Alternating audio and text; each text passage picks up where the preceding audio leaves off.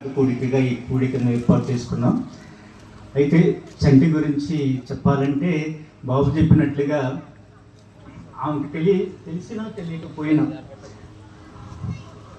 పలకరించి మరి అందరితో సహవాసం ఏర్పరచుకొని అందరికీ దేవుని గురించి సువార్త చెప్పి దేవుళ్ళు నడిపిస్తూ లేకపోతే దేవుని గురించి ప్రకటిస్తూ సువార్త చెప్తూ అందరితో ప్రేమగా ఉంటూ సహవాసంగా ఉంటూ ఎంతో ఆప్యాయతగా పలకరిస్తూ ఉండేది. అంటే ఈ బజార్లో మేము గత 28 సంవత్సరాలుగా 30 సంవత్సరాలుగా మేము ఇదే బజార్లో ఉన్నాం. మాకు ఆ ఇంట్లో 9 సంవత్సరాలు, ఈ ఇంట్లో 9 సంవత్సరాలు, ఈ ఇంట్లో ఒక 8 సంవత్సరాలు ఏమైంది. దాదాపుగా మేము ఈ వీధిలో 28 సంవత్సరాల నుంచి ఉంటున్నాం.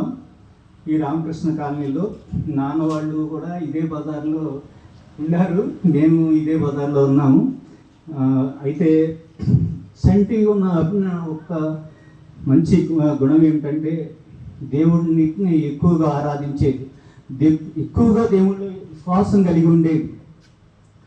ప్రార్థన అంటే ఎక్కడికైనా సరే వెళ్ళాలనే ఒక ఆశ కలిగి ఉండేది. ప్రార్థన అని మొదలు పెడితే తను ఎంతగానో ప్రార్థన చేసేది.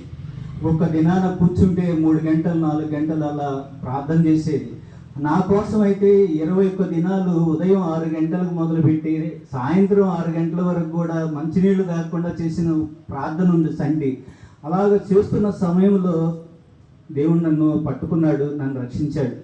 అలాగా సంటి ఎంతో విశ్వాసం, ఎంతో దేవుణ్ణి ప్రేమించేది. అలాగ ప్రేమిస్తుంది కనుకనే దేవుడు తనకు ఇష్టమైంది కనుక దేవుడు త్వరగా ఈ లోకం నుంచి తీసుకుపోయాడేమో.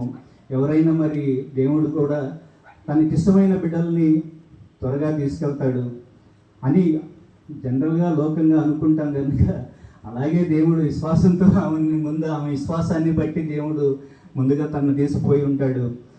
కానీ నేనును ఆ పరలోకమందు తనతో కూడా ఉండాలని నా విశ్వాసం కూడా కాపాడుకుంటూ దేవుడికి సాక్షిగా ఈ పదాల్లో బ్రతుకుతూ నా ఒంటరి జీవితాన్ని గడుపుతున్నాను.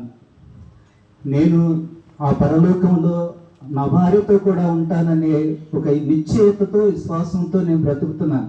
దేవుడు చెప్పిన మాట ఏది నిరర్ధకం కాదు గనక దేవుడు తన బిడ్డలందరినీ తనతో కూడా తన పరలోకంలో ఉంచుతాడనేది ఒక నాకు నిరీక్షణ ఉంది కనుక ఆ నిరీక్షణతో నా భార్యను నేను ఆ పరలోకంలో చూస్తాననే నిరీక్షణ కలిగి తనను చూడాలని, ఆ పరలోకంలో దేవదేవునితో యుగయుగాలు ఉండాలని జీవితాన్ని ఎంతో జాగ్రత్తగా చూసుకుంటూ దేవుడి యందు విశ్వాసం ఉంచి నా ఈ కాలాన్ని గడపాలని, దేవుడితో కూడా నా పలుగు ఉండాలని నేను ఎంతో విశ్వాసంతో ఉంటూ దేవుడిలో భయభక్తులు కలిగి బ్రతుకుతూ దేవునికి సాక్షిగా ఉండాలని ఆశపడుతూ నా జీవితాన్ని నేను సాగిస్తున్నాను. కనుక నేను నా భార్య నన్ను ఎంతగానో, నాకైతే ఎంతో ముందు దేవుడు తెలియదు కానీ 2004 వరకు 90 ఏళ్ళు మాకు మ్యారేజ్ అయింది. 2004 వరకు దేవుడు అంటే ఎవరో నాకు తెలియదు, దేవుడు అంటే ఇష్టమే లేదు, దేవుడు అంటే అసలు నేను ఎరగను.